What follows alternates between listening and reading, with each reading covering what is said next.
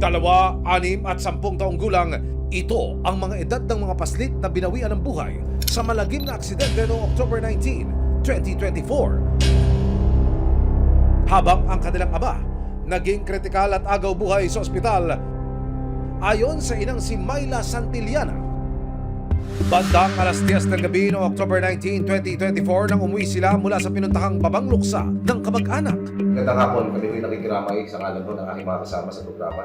Paano ba nangyari noon, ma'am? Medyo malapit na po kami sa bahay namin nung nangyari po yun. May nakasalubong po na single yung asawa ko. Sakay ng tricycle na minamaneho ng kanyang asawa ang kanilang 4 na anak, habang si Myla nagmamaneho naman ng isa pang motor. Malayo po kasi ako dun eh. Para po kasing lumilipad yung utak ko nun. Nakasalubong nila ang isa pang humakarurot na motorsiklo sa Mapalad Road.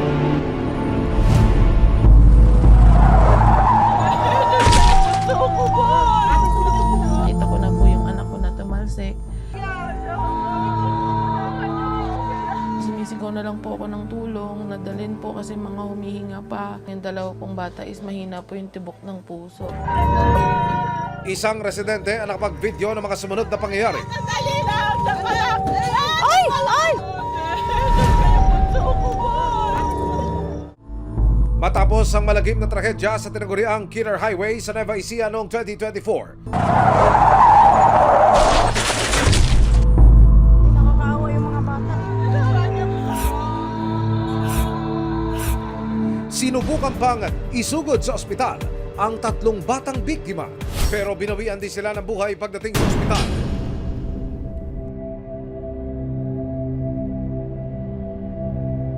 Ngayon po, maraming tao, pag minsan-minsan, parang nakakalimot, pero pagka naiisip ko na yung mga nangyari, hindi ko na naman maiwasan mag-isip. Habang lumilipas, basta hindi ko po talaga. Samantala, himala namang nakaligtas ang isa pang anak ni Myla. Ang nag-aagaw buhay noon na asawa ni Myla, nakasama niyang muli matapos ang halos 2 buwang gamutan sa ospital. Bali, patay pa po yung half ng katawan niya. So, hindi pa po talaga siya yung nakakalakad. Nang makapanayam ang PNP Santa Rosa tungkol sa trahedyang sinapit ng pamilya ni Myla, napag-alaman ng resibo na hindi raw ito ang unang beses na may nangyaring aksidente sa kalsada. Dahil po siguro to sa madilim po rito yung part na to, tapos pababa siya. Hindi siya makikita agad ma'am kung papunta ron o papunta rito.